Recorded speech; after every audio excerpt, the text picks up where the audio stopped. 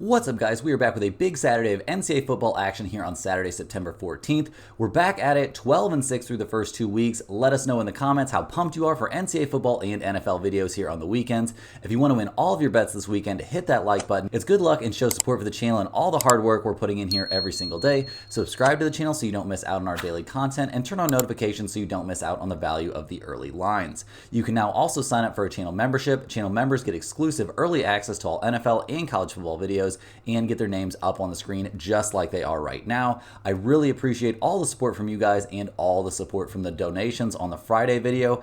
Big shout out to the Emmett Smiley for that $10 donation. Thank you very, very much. We also had a $2 donation from Adrian Ferose or Adriana Ferose or something like that. Sorry for butchering the pronunciation of your name. Also $2 there from Jamie Rodriguez. So thanks, guys. Really, really appreciate it. Our videos are sponsored by StumpTheSpread.com. We have a team of experienced cappers over there for every major sport, currently covering MLB, NCAA football, UFC, and the NFL. NCAA football has been one of our most profitable sports over the years, and we have a seasoned expert capper over there that is bringing great value to all of our premium members. Click the link in the description if you're interested in signing up, and also to join our free email list to get the occasional free or premium pick straight to your inbox. Comment below with any bets you're looking at today, and we'll give you our best advice on all of them. We are committed to responding to every single comment every day, so let us know anything you want to say about my picks, these videos, or anything you see here. As always, our favorite picks will be in the pinned comment down below. Now let's get into our first game of the day. We've got the number 4 Alabama Crimson Tide going on the road to take on the Wisconsin Badgers. Alabama trying to navigate their first season here without Nick Saban under new head coach DeBoer,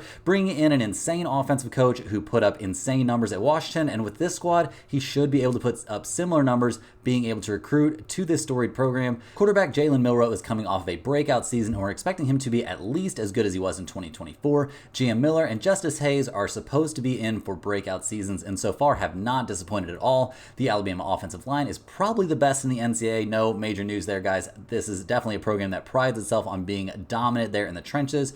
Everyone's worried about this wide receiver core, but a good quarterback can elevate his receivers, and even if there aren't any major standouts, I think this unit can get the job done. Last week against South Florida, we saw Milroe pass for 194 yards and 2 touchdowns while running for 2 more, but he did fumble it away once, something that needs to be cleaned up for SEC play. The running game looked insane, with Miller going off for 140 yards and a touchdown, and Hayes getting 46 yards and a touchdown of his own. This running game looking absolutely dominant here in the early goings. No major shock there that our running game is flourishing with that amazing offensive line. On defense, this team was always insane under Nick Saban, but with a new defensive coordinator, everyone's a little worried they might take a step back under Kane Womack, but a bigger concern than that for me is the losses the secondary took, but the defensive line should be one of the best in the nation. Giving up 200 plus yards in the running game last week is definitely concerning, and while they did stifle the pass against South Florida, but in general, I expect this unit to be fine overall. Maybe just, working out some kinks there in the early goings under a new defensive coordinator. In terms of their opponent in this game, Wisconsin only went 7-6 last year in their first season under Luke Fickell,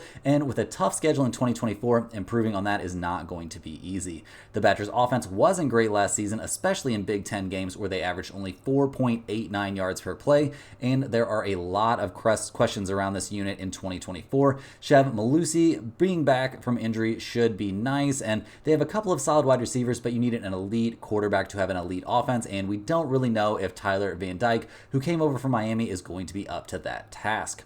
On defense, the secondary should be very good, but the defensive line has some question marks and not a ton of depth. Bringing in a bunch of transfer to bolster the linebacker core is nice if that works out, but we're kind of going to have to wait and see. Overall, guys, I'm expecting this team to be pretty good defensively. Maybe not, like top tier, but I don't know. They have a history, and this has been a very successful program, defensively at least for the last few years. Through 2 easy games to open the year, Wisconsin is 2-0, but beating Western Wisconsin by 14 and South Dakota by 14 is not really going to get me very excited. Looking at the matchup in this game, guys, we've got 2 very good defense, which should make this under game. Definitely, I think the under is excellent value. That also makes me want to lean towards Wisconsin making things close at home in this game, as long as their defense can hold out. So yeah, guys, go ahead and give me under 51. I think that's probably the slightly better value in this game. I think we'll see offense be at a bit of a premium, and along with that, that makes me think the Badgers plus 15.5 definitely has some value. I know that seems scary, taking a team at less than 3 scores against a number 4 team in the nation, but generally speaking, I think this one's got some value, and it's on that under and on the Wisconsin Badgers playing at home. Next up, guys, we're looking at the number 13 Oklahoma State Cowboys going on the road to take on the Tulsa Golden Hurricane. The Cowboys earned a trip to the Big 12 title game last year despite a slow start to their season, and right now things are going pretty much according to plan in 2024. Bringing back all of these starters from last year seems to be working out. Alan Bowman passed for 326 yards and a touchdown against Arkansas. He did get picked off and is going to need to work on his accuracy and limiting those mistakes. They need more like what we saw from him in week 1, where he didn't turn the ball over and put up excellent numbers against South Dakota State. Ollie Gordon II isn't coming off his best performance either, but should be good, and going up against Arkansas was really no joke there. The wide receiver core isn't doing the squad any real favors right now, and they are certainly something to watch as the season goes on here. In terms of defense, guys, the Cowboys struggled against Arkansas's running game, and while they did generate a couple of fumbles, giving up 31 points and getting destroyed by the run is definitely a problem. The defensive side of the ball is for sure my biggest concern. Their pass rush is not great, and finishing 12th in the Big 12 in pass efficiency defense seems like a problem that could definitely carry over into this season. Looking at their opponent in this game, Tulsa is 1-1 on the year after falling on the road at Arkansas State, a disappointing loss for a team that was hoping to take the next step this season. The Golden Hurricane played a lot of close games a year ago, and the maturation of Kirk Francis was supposed to help them move in the direction of making a bowl game, but right now it's not feeling like that's a super likely thing to happen. In their loss to Arkansas State, we saw Francis throw an interception and failed to break 200 passing yards in a game where they really could have used him, especially in the fourth quarter where they scored 0 points. The Tulsa running game was good and what really kept them in the game, but are they going to be able to move the ball on the ground against a more talented opponent? That kind of remains to be seen. The Tulsa defense gave up 33.8 points per game last season and 6.6 yards per play, which is obviously kind of laughably bad there at the bottom of their conference against both the run and the pass.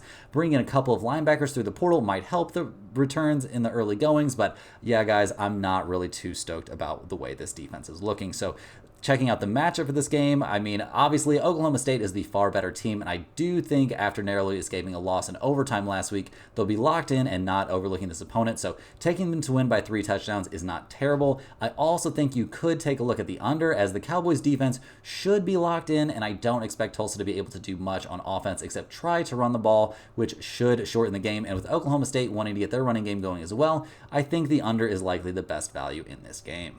Next up, guys, we're looking at the LSU Tigers, the number 16 LSU Tigers, going on the road to take on the South Carolina Gamecocks.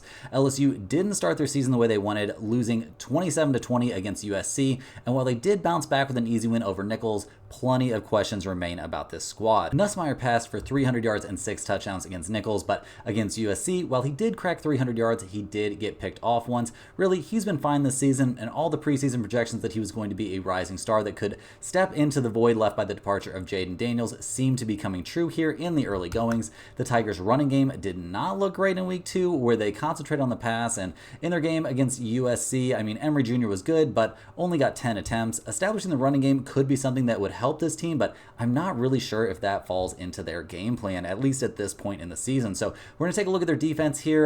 They're on defense, giving up 27 points to USC wasn't terrible. They did really struggle against the pass, but the real embarrassment was how hard of a time they had against the Nicholls running game in week 2, giving up 145 yards and 2 touchdowns to their feature back on only 25 carries. The LSU defense wasn't very good a season ago, giving up 33 points per game and 6.3 yards per play in the SEC.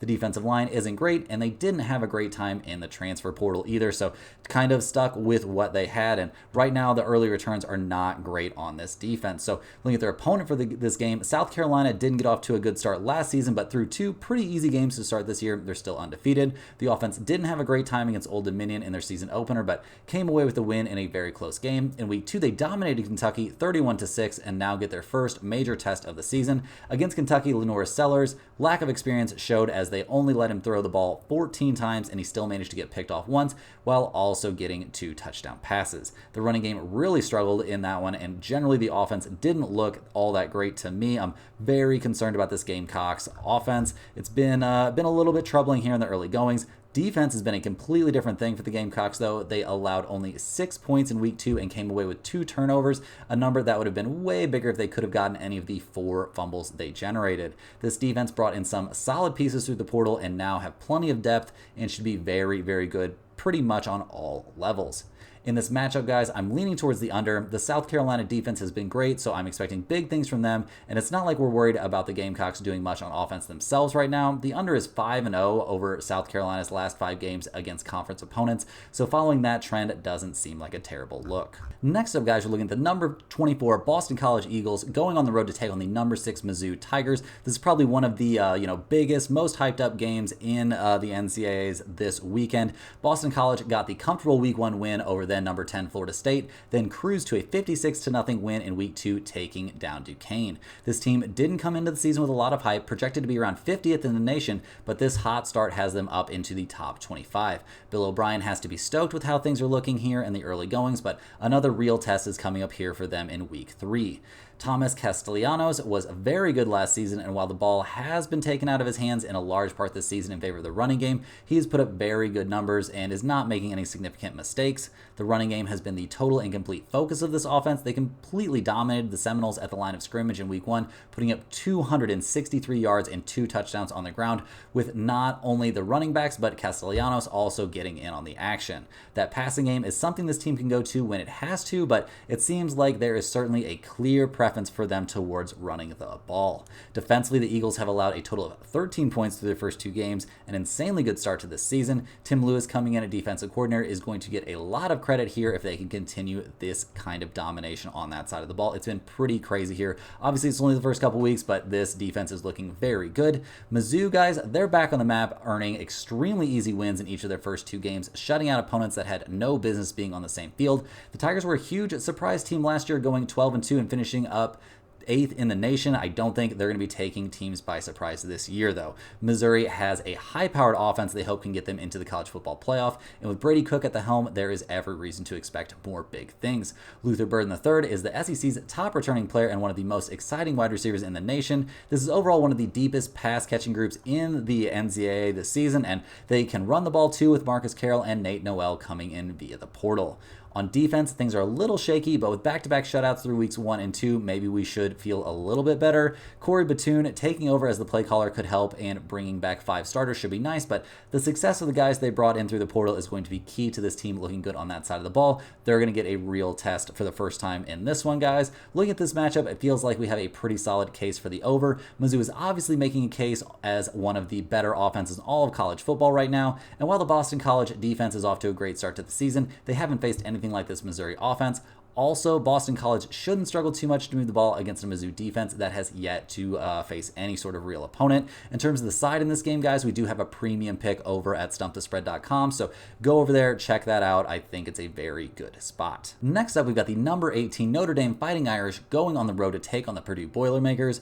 Notre Dame suffered by far the worst loss in college football this season last week, falling to Northern Illinois 16-14 in a game where absolutely nothing seemed to go right for them. Riley Leonard got picked off twice, and while the running game did some good things, they couldn't stop the run and ended up taking an embarrassing loss. The Fighting Irish got off to a fantastic start to the year with their big win over Texas A&M, and it's clear this team has plenty of talent, but that did not show up at all last week. Right now on offense, this team is probably not actually in the elite category, and with how Leonard played last week, this unit is going to have to improve if they want to right the ship after that terrible Week 2 loss. Running the ball is key and helps this team control the game, and they will be doing a lot of that, or planning to do a lot of that here in Week 3. On defense, Notre Dame is elite, no doubt about it. Giving up only 16 points and losing the game in college football is pretty wild stuff. The Fighting Irish did struggle a little bit against the running game, but I don't think that's a problem we expect to see again this week, or really just down the stretch. This is a good defense. They're going to figure stuff out. Purdue, on the other hand, is only playing their second game of the year, with their first game coming against Indiana State, a game the Boilermakers won 49-0. This squad is going into their second season under Ryan Walters, and while there is optimism about this program, I think making a bowl game is kind of a big ask. There was a lot of turnover for this roster, so there are a lot of questions that need to be answered. Hudson Card is back at quarterback, and we expect good things from him, but not great. And while the wide receiver group looks improved, I don't necessarily see this being a great offense. The offensive line really needs to improve, and they brought back back 4 starters from last year, but that was not a plus level group last season at all, so I'm not really sure how stoked we should be about them bringing back 4 of those guys. On defense, improvement is definitely expected with Walters at head coach, as he found lots of success on that side of the ball at Illinois, but they gave up 30.4 points per game last season, and now how big of a jump can we really expect? 5 starters are back on defense, and they brought in some guys that could help through the portal, but really, realistically, I'm not expecting miracles from this defense. In this matchup, guys, give me Notre Dame to bounce back in a huge way and win this game comfortably. The Fighting Irish have to be humiliated by their loss last week, and they know they can't afford any more games like that without their season being completely over. Notre Dame is 3-1 against the spread over their last 4 games as favorites, and they have all the motivation in this one. I also think the under is a reasonable spot in this game, with Notre Dame being a bit limited on the offensive side of the ball, and their defense likely to go out and lay the smackdown on a Purdue team that is going to be paying the price for the struggles the Fighting Irish had last weekend. Hey guys, jumping in here with a quick ad break. First of all, this is a great time to sign up at stumpthespread.com. Signing up for a premium membership gets you access to our entire team of cappers covering MLB, NCAA football, UFC, and the NFL. If you just want to test out the service, a great way to do that is by joining our free email list, which will get you the occasional free or premium pick straight to your inbox. Just to clarify some of the questions we've been getting, I'm not the NCAA football capper for stumpthespread.com. These YouTube picks are obviously free to everyone and are just what I'm seeing out there. We have an expert with nearly 15 years of experience that covers NCAA football, and the research he puts in keeping track of all of these teams is actually wild. His in-depth knowledge has made college football one of our most profitable sports, bringing tons of value to our premium members. Don't forget to like this video and subscribe if you're new, and become a channel member for early access to all of our NCAA football and NFL videos. Now, guys, back to the games. Next on the docket, guys, we got the Texas A&M Aggies going on the road to take on the Florida Gators. We've got the Gators at plus 4.5 in this game. The over-under in this one's 46.5. We do have a premium pick on this game over at stumpthespread.com, so you're definitely going to want to check that out. Texas A&M bounced back from their season-opening loss to Notre Dame with a blowout win over McNeese, but that doesn't do a ton to get everybody feeling good about their upcoming SEC games. In the loss against Notre Dame in Week 1, Weigman looked terrible, completing less than half of his passes and getting picked off twice. That kind of quarterback play is going to really hold things back for this team, and while he was much better in Week 2, can we trust him to go up against a solid SEC opponent? The running game looked good against McNeese as well, but it was a different story against Notre Dame. They did do some solid things on the ground in that one, which is what kept the game competitive, but not necessarily a running game that I'm terrified of here. On defense, the Aggies struggled to stop the run against Notre Dame, which is what really cost them that one, and even against McNeese, they weren't great against the running game, but with such a huge gap in talent level, that didn't make things very close. This Texas A&M secondary is very good and showed that through the first 2 weeks, so expecting good things from them, at least against the pass here, but we'll see what they can do against Florida. They got absolutely dismantled in their Week 1 matchup against number 19 Miami, losing an embarrassing game, 41-17. Yeah, very little went right for them in that one. The Gators bounced back in their Week 2 cupcake win over Samford, but with a talent gap like that, there really isn't a lot we can take from that game. The Gators came into the season with high expectations, but with Graham Mertz looking really bad against Miami, it might be time to temper those expectations. Bouncing back with a good game against Samford isn't something that really makes me feel comfortable in him going up against an actual opponent like this one. The running game was supposed to be in good hands with Montrell Johnson coming back, and he was really the lone bright spot for the Gators in their Week 1 loss. On defense, Florida was not good last season, and they absolutely did not get off to a good start, giving up 41 points in a big loss against an in-state rival. Bringing in Ron Roberts hasn't helped so far in the first 2 games of the season at Florida, and yeah, generally speaking, this isn't a unit that I'm feeling very positive about. So guys, looking at this matchup in this game, I'm leaning towards the over in a game that features 2 defenses that aren't great and a couple of offenses that can put up some numbers.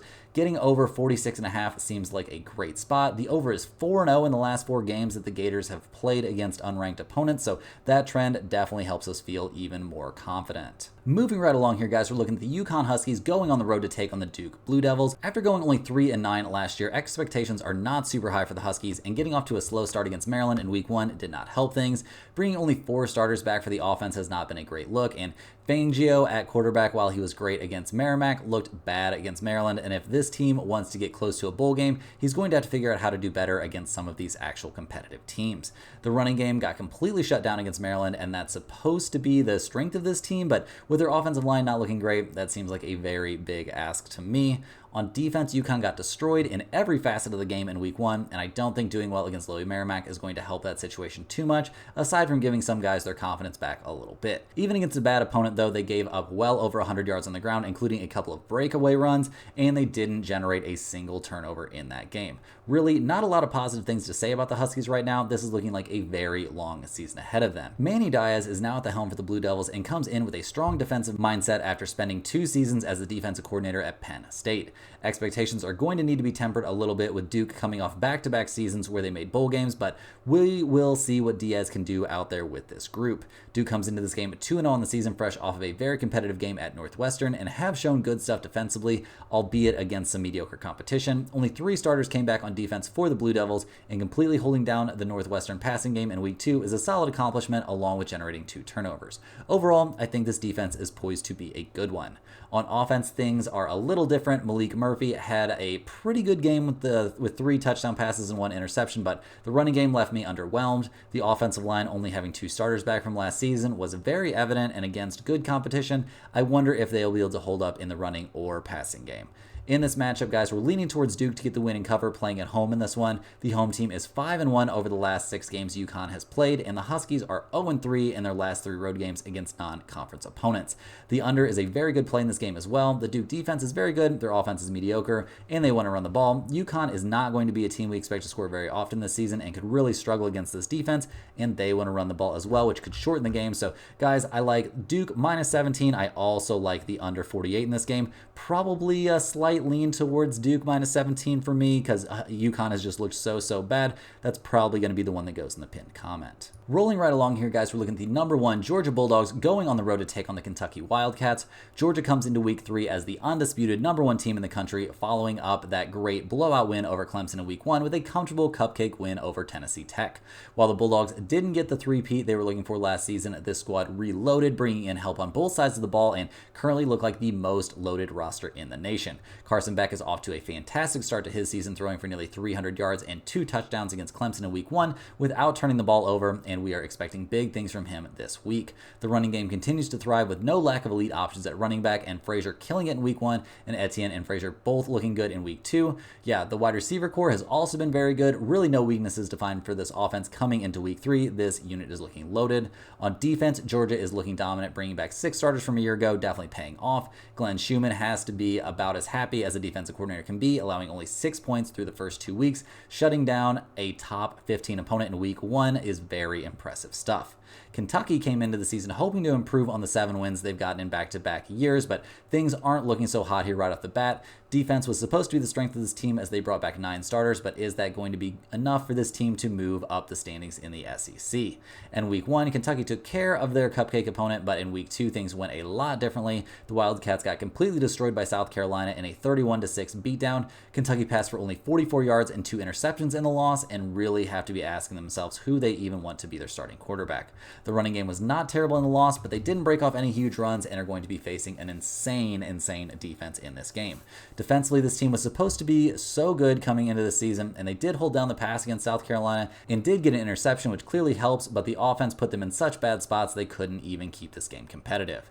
In this matchup, we're leaning towards Georgia. It's a lot of points, but I have a really hard time seeing Kentucky scoring at all in this game, going up against the dominant Georgia defense. And while the Kentucky defense is good as well, do we really think they're going to be able to stop the Georgia offense? That seems like a big ask to me. In terms of the over-under, I'm leaning towards the over because I think Georgia is going to be scoring on both offense and defense. And if we see a 40-7 win for Georgia, guys, that's really all it takes. Next up, we're looking at the New Mexico Lobos going on the road to take on the Auburn Tigers. Bronco Mendenhall is trying to turn things around for this New Mexico program, but with several years of bad results leading up to him taking the job, it's going to be a minute before they're a winning program. There was a lot of roster turnover coming into this season, and they are not off to the hottest start. In week 1, the Lobos gave up 21 unanswered points in the fourth quarter to lose that game 31-35 against Montana State. Dampier was not great under center in that loss, and while he didn't turn the ball over and ran for a touchdown as well, you simply can't let your team fall apart and go scoreless for an entire quarter to lose the game. The running game was very solid with Sanders looking good, but it wasn't enough out there, especially, since they're playing at home. In week 2, we saw the Lobos play an insanely high scoring game against Arizona, losing 61-39, and Dampier was insane out there, accounting for 390 yards of offense and 5 touchdowns, but getting picked off twice. This offense is looking like a one-man show, and it's a little tough to see this team as finding success against elite opponents. Obviously, this team's not very good on defense. It feels like they might not be much better than the unit that allowed 37.6 points per game back in 2023. Auburn was hoping to make bowl games in back-to-back seasons coming into year 2 under Hugh Freeze. Things didn't get off to the best start as they lost their first real game, straight up losing to Cal 21-14. Peyton Thorne was supposed to be better this season, but was an absolute disaster, basically losing the game all on his own, getting picked off 4 times and completing only half of his passes. The running game was fine, but not good enough to take over the game, and really, guys, this was just like watching a car crash in slow motion. Nothing went right out there for this Auburn offense. On defense, the Tigers were supposed to improve over last season, bringing back 5 starters and a solid transfer class, and holding opponents to only 24.4 points per game in SEC play in 2023 was very respectable, and you cannot put the loss to Cal on the shoulders of this defense, really, but they could have been a bit better out there, guys, I guess, but yeah, not their fault there in that terrible loss. So in this matchup, we're going with Auburn to get the winning cover in this game. The Tigers are in a massive bounce back spot after that terrible loss to Cal, and I fully expect them to come out with a vengeance, at least on defense, to keep themselves from playing a close game against a team they have a huge talent edge against. Auburn is 8-2 against the spread in their last 10 games as massive favorites, and I think we could see them shut out the Lobos completely in this game. In terms of the over-under is 6-1 over the last 7 games that Auburn has played against non-ranked teams, so I think we could see the Tigers dominate on defense and concentrate on the running the ball on offense, leading to the under having some very solid value. Next on the docket, guys, we're looking at the Colorado Buffaloes going on the road to take on the Colorado State Rams. After what appeared to be a big step forward last season for Colorado in the first season under Deion Sanders, things are starting to get a little weird here in 2024. Last year, they got off to a wildly hot start, but this season, things are looking a lot different here right out of the gate. In Game 1, the Buffaloes could have straight up lost to North Dakota State, which would have been a pretty big embarrassment. They showed no running game, and the defense really couldn't stop the run or the pass in that game, and the only real reason they won the game was Shedeur Sanders passing for 450 yards and 4 touchdowns, and the wide receiver core going absolutely nuts. In Week 2, things got really ugly in a 28-10 loss to Nebraska. Shedeur wasn't nearly as good going against a real opponent, getting picked off once and really struggling to run the ball and passing for only 244 yards. The running game looked non-existent again in this game, and it feels like they must have a completely terrible offensive line no matter what Deion is trying to tell us about it. So on defense, there were lots of questions coming into the season, and it seems like we have the answers. This defense sucks. Ignoring how much they struggled against a weak South Dakota State, you have to be disturbed by what we saw from them against Nebraska, where they got dominated by the run and allowing a 23 of 30 completion rate and a touchdown without forcing a single turnover. So this defense, guys, this defense looks terrible right now. Colorado State bounced back from a nightmare season opener against number 4 Texas to get the win over North Colorado in a convincing fashion, but I'm not sure how excited we should be about that. I mean, the running game was very good in the win, and they're going to try and establish the run against Colorado, a team that has floundered against the run this season. On defense, though, the Rams struggled against the pass, which is a big deal coming into this matchup, though, and that leaves plenty of room for concern. The offense should be decent for this Rams team, generally speaking, and they have a good enough offensive line to keep things pointed in the right direction. On defense, they got worse last season, and it's tough for me to see them improving in a meaningful way this year, as the 6 returning starters don't seem to have taken much of a leap. In this matchup, guys, we're taking Colorado to get the winning cover. I'm worried about the Buffaloes giving up a lot to the run in this game, since their defense is clearly not good, but there is a massive talent discrepancy on the side of the Colorado offense, and I expect them to use this game to show out and try and prove they aren't as bad as they looked last week. In terms of the over-under, I'm definitely going with the over, as we have 2 terrible defenses, and I fully expect Colorado to score 40-plus points all on their own. Last but not least, we've got the San Diego State Aztecs going on the road to take on the California Golden Bears. San Diego State comes into the season hoping that the arrival of Sean Lewis will turn this program around and bring some offensive punch to a team that went only 4-8 a season ago.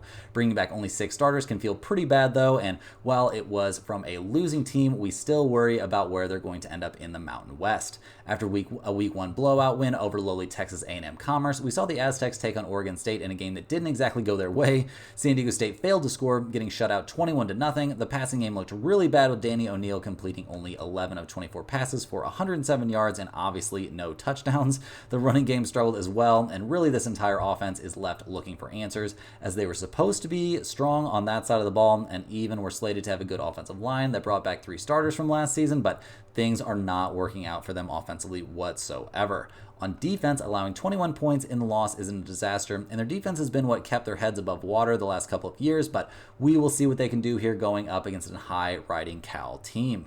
The Golden Bears come into this game fresh off of a big win over Auburn and have to be riding high after such a great start to their year. Cal is going to be dealing with a tough travel schedule and a whole new set of opponents in the ACC, but if the first couple of weeks are any indication, they seem to be very ready to go.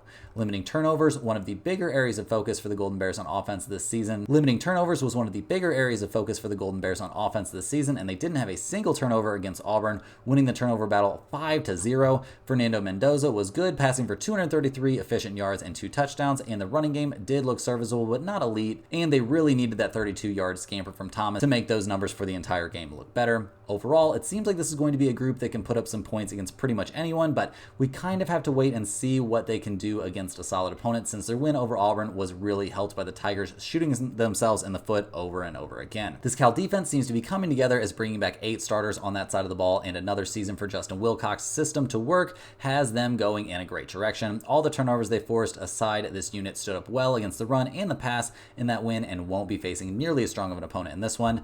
I think I'm taking Cal to get the win and cover in this game. It makes a lot of sense to me. It would be weird for them to have such a massive letdown game against a team with so much less talent. I also think the under is a reasonable play, with the Golden Bears fully capable of putting up a shutout performance against a San Diego State team that is not very good. That's all the games we have for today, guys. Hit that like button for good luck on all of your bets and subscribe to the channel if you're new. Let me know in the comments any questions you have on today's slate. Thanks for watching. You can click the link in the description to check out StumpTheSpread.com, and we'll see you guys tomorrow for more sports betting action.